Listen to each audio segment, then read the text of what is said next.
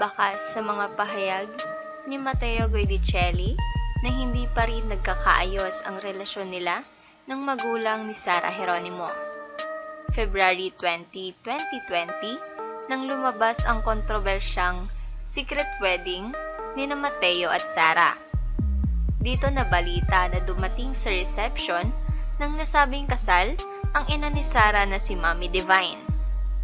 Ayon pa kay Matteo ay maraming nangyari bago at pagkatapos ng kanilang kasal.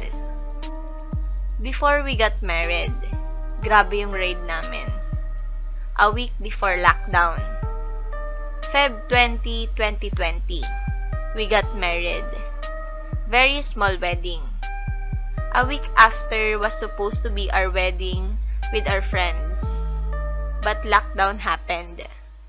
Saad ni Matteo. In the end of the day, it was a beautiful day. Two people synergizing together, becoming as one.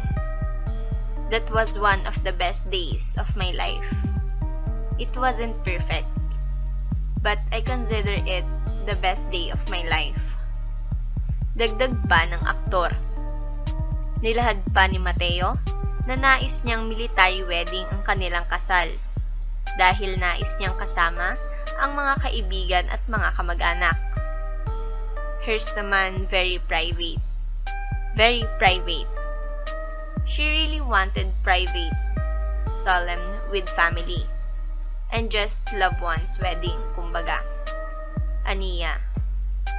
Natanong naman ni Tony Gonzaga kung bakit wala ang pamilya ng aktres sa araw ng kasal nila. Of course, that would have completed my wife's dream. In God's time, in time to be positive, things will heal. Things will be better. Lahad ng aktor. Muli itong natanong kung nakikita ba niya ang sariling pamilya kasama ang pamilya ni Sara na nasa iisang hapagkainan. Oh my gosh. I imagine it all the time. I imagine it all the time. Not just for me. Obviously. Of course. Primarily for my wife. But also for my family. My parents.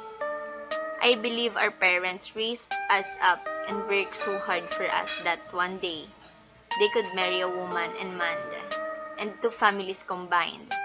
Diba? Having a drink together and pasta together. I think that's our family's dream. One day it will happen. Ani Matteo. Inusisa rin ito kung ano ang nais niyang ipaalam sa mga magulang ni Sara at kung kailan niya ito huling nakita. I don't even know. We're extremely happy. Sara is beautiful. Sara is amazing, independent, and she's happy. Sabi ng aktor nang siya ay makapanayam sa vlog ni Tony.